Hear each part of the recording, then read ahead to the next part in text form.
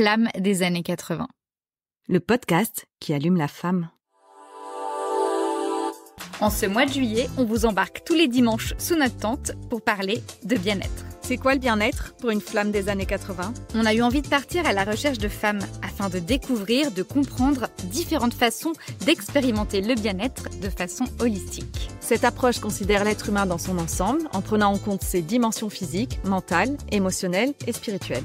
Aujourd'hui, on vise à rétablir l'équilibre de ces différentes dimensions pour améliorer la santé et le bien-être global de la personne. Les pratiques pour se sentir bien sont tellement nombreuses et différentes qu'on peut même se sentir perdu face à cette multitude de possibilités. Saviez-vous que le yoga, sa pratique et sa philosophie peuvent être appliquées de notre assiette à notre corps en passant par nos lieux de vie ? Nous avons reçu Fanny de Casa Oli qui nous a partagé son amour pour le yoga et la nutrition, ainsi que Jessica du compte Witchcraft Studio, spécialisée dans le Vastu, qui est le yoga de l'habitat. Holistique et épigénétique, ne serait-ce pas l'alliance parfaite pour nous, les autres et l'avenir ?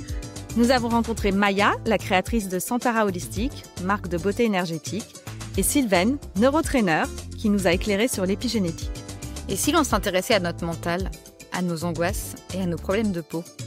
Comment notre mental communique à travers le corps ? Nous avons eu la chance de recevoir Élise, professeure de méditation, méthode Deepak Chopra, spécialisée en Ayurveda, et Alice, skin thérapeute facialiste, qui nous ont donné des conseils pour prendre conscience de notre bien-être. Est-ce qu'il existe des espaces où le bien-être nous est proposé clé en main ? Avec des pratiques, des activités, des thérapeutes, des coachs, des marques responsables ? Nous avons rencontré Marine, créatrice de Human Project, centre holistique et spirituel à Paris, et Margot, créatrice de Hama, qui propose un accompagnement global de bien-être. Et si au fond le bien-être, c'était juste s'occuper de soi avant de s'occuper des autres ? Réussir à trouver l'équilibre entre son esprit, son corps et son habitat.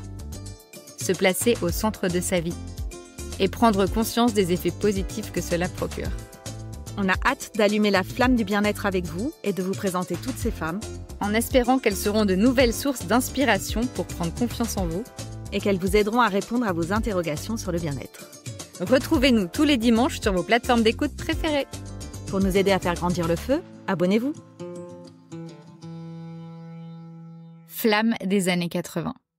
Le podcast qui allume la femme.